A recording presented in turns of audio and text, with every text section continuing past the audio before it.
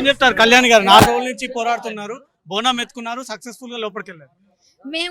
మేము అలా పోరాడడానికి అమ్మవారు అనుగ్రహంతో స్వామీజీ జై శ్రీరామ్ అమ్మవారు అనుగ్రహం ఇచ్చారండి. మేము అనుకున్నాం బోనం ఇవ్వాలి, అమ్మవారు బోనం కోరుకుందని, బోనం కోరుకుంది, మేము ఇవ్వాలనుకున్నాం. స్వామీజీ మేము అందరం కలిసి వద్దాం అనుకున్నాం, వచ్చాము. భయంకరంగా నా బట్టలు కూడా అసలు ఎట్టిపోయే కూడా తెలియకుండా ఆడపిల్లల్ని నిజంగా చీరలు లాగేసినంత అసలు రజాకార్ ప్రభుత్వం కనిపించిందండి. బోనం ఎత్తుకోవడానికి అమ్మవారి దగ్గరికి వెళ్ళడానికి ఇన్ని కష్టాలు పడాలా? నాకు 2 రోజులుగా జ్వరం, అసలు ఓపిక లేదు సార్. బోనం సార్ వెళ్తాం సార్ పంపించండి అంటే లాగి పడేసి చీరలు ఎటువైపు వెళ్ళిపోయి బట్టలు ఎటు వెళ్ళిపోతున్నాయో తెలియదు అని ఇలా పట్టుకోవాలి. బోనం ఒక పక్క బట్టలు ఒక పక్క పట్టుకొని సిగ్గుతో చచ్చిపోయాం. ఈరోజు ఒక బోనం ఎత్తుకోవడానికి అమ్మవారి దగ్గరికి వెళ్ళాలంటే ఇలాంటి పరిస్థితి. మొన్న ఈ అమ్మాయిని ఏదో హిందుత్వం కోసం వీడియోలు చేసి ఈ అమ్మాయిని అరెస్ట్ చేసి అర్ధరాత్రి వెళ్ళి జడ్జి దగ్గర అరెస్ట్ చేసేసి ప్రివెంటివ్ అరెస్ట్ డైరెక్ట్ గా జడ్జి దగ్గర పెట్టేశారు. మేము వెళ్ళి 9 o'clock రిమాండ్ చేయడం వెళ్తే మేము వెళ్ళి ఆపి తీసుకొచ్చి ఆడపిల్లలు అరెస్ట్ చేస్తున్నారు.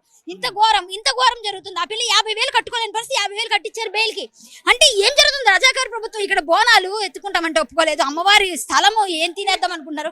సిగ్గుందా మీకు ఈ ప్రభుత్వానికి? ఆడపిల్లలు మా శ్రావణ మంగళవారం పంచమి రోజు దేవుడికి నమస్కారం పెట్టుకొని అమ్మవారికి బోనం ఇవ్వడానికి ఆడపిల్లలందరూ కూడా తెలంగాణ తల్లులందరూ కూడా మంగళవారం నాడు అమ్మవారికి మొక్కుకుంటారు. ఈ శ్రావణ మాసం పవిత్రంగా భావిస్తాం. ఆషాఢంలో అట్టహాసంగా నీ ఫ్లెక్సీలు వేసుకొని బోనాలు చేసుకుంటావా? దానికి అన్ని మీ డబ్బులు తినడానికి పెద్ద పెద్ద చెక్కులు ఆర్డర్లు రెడీలు చేసుకుంటారా? దానికి ఒక వంక బోనం, ఇది బోనం కాదా? నిజమైన భక్తులు ఏరి ఎక్కడికి వెళ్ళిపోయారు? అదంతా యాక్టింగ్ అంతా. ఈ రోజు ఎవరెవరు వస్తామంటే అందరిని అరెస్ట్ చేశారు. అది మీరు యాక్ట్ చేస్తున్నారా? రేవంత్ రెడ్డి గారు బోనం కరెక్ట్ అన్నప్పుడు ఇప్పుడు ఏంటిది? ఇది బోనం కాదా?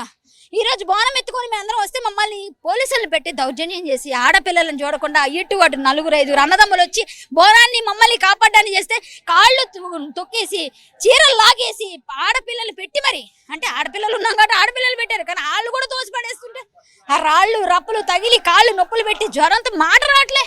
ఇంత ఘోరం. బోనం పట్టుకొని అమ్మవారి అక్కడ వెలిసే వరకు అమ్మవారికి ఆగమ శాస్త్ర ప్రకారంగా తీయాలండి.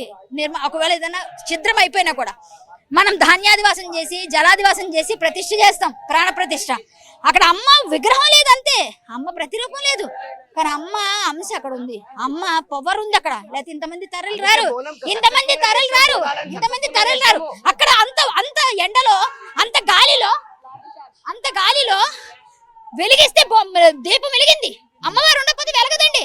ఎండలో గాలిలో వెలిగింది. చూసారా? మళ్ళీ అందరూ వస్తున్నారని మళ్ళీ లాఠీ చార్జ్ మొదలు పెట్టారు.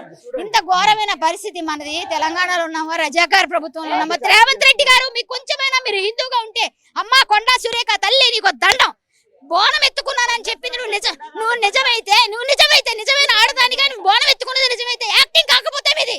ఈ బోనం ఎత్తుకున్న తల్లిదండ్రులకి న్యాయం చేయండి.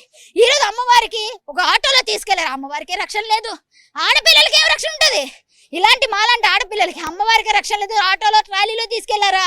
జగన్నంతా కాచి అమ్మవారికే లేదు. ఈ రోజు హిందువులంటే చులకనైపోయి రేవంత్ రెడ్డి ప్రభుత్వం తొందరలో కూలిపోవాలని, శాపం తగలాలని, ఆడవాళ్ళందరూ ఉసురు తగలాలని కోరుకుంటున్నా. మీరు ఆగ్రహానికి గురయ్యారు. అమ్మవారి ఆగ్రహానికి ఖచ్చితంగా రెక్టిఫై చేసుకోండి, లేకపోతే ఎందుకు పనికి రాకుండా అయిపోతారు.